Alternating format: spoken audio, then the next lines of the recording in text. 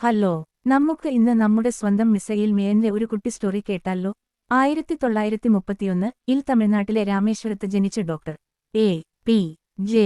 അബ്ദുൽ കലാം ഒരു എളിയ മുസ്ലിം കുടുംബത്തിലാണ് വളർന്നത്. കുടുംബത്തെ പോറ്റാൻ പത്രങ്ങൾ വിൽക്കുന്നതിൽ നിന്ന് അദ്ദേഹം ഇന്ത്യയുടെ മിസൈൽ മാനായി ഉയർന്നു. അഗ്നി, പൃഥ്വി തുടങ്ങിയ പദ്ധതികൾക്ക് നേതൃത്വം നൽകി. റോക്കറ്റ് ഒരു മികച്ച എയ്റോസ്പേസ് എഞ്ചിനീയറായ കലാം 1998 ഇന്ത്യയുടെ ആണവ പരീക്ഷണങ്ങളിൽ പ്രധാന പങ്കുവഹിച്ചു. രാജ്യത്തെ ഒരു ആഗോള ശക്തിയാക്കി.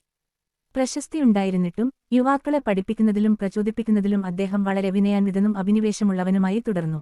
അദ്ദേഹം ഇന്ത്യയുടെ 11ാമത്തെ രാഷ്ട്രപതിയായി. ലാളിത്യത്തിനും ദർശനത്തിനും വേണ്ടി സ്നേഹിച്ചിരുന്നു. അദ്ദേഹം ഒരു ശാസ്ത്രജ്ഞനും നേതാവും എല്ലാറ്റിനുമുപരി ഒരു സ്വപ്നജീവിയുമായിരുന്നു. സന്ദേശം വ്യക്തമായിരുന്നു: സ്വപ്നം കാണുക, സ്വപ്നം കാണുക, സ്വപ്നം കാണുക. സ്വപ്നങ്ങൾ ചിന്തകളായി മാറുന്നു, ചിന്തകൾ പ്രവർത്തനത്തിൽ കലാശിക്കുന്നു. ഡോക്ടർ കലാം 2015 അന്തരിച്ചു. താൻ ഇഷ്ടപ്പെടുന്നത് ചെയ്തുകൊണ്ട് വിദ്യാർത്ഥികളെ പഠിപ്പിക്കുന്നു. വലിയ സ്വപ്നങ്ങൾ കാണാൻ ധൈര്യപ്പെടുന്ന ഓരോ യുവ മനസ്സിലും അദ്ദേഹത്തിന്റെ പാരമ്പര്യം ജീവിക്കുന്നു.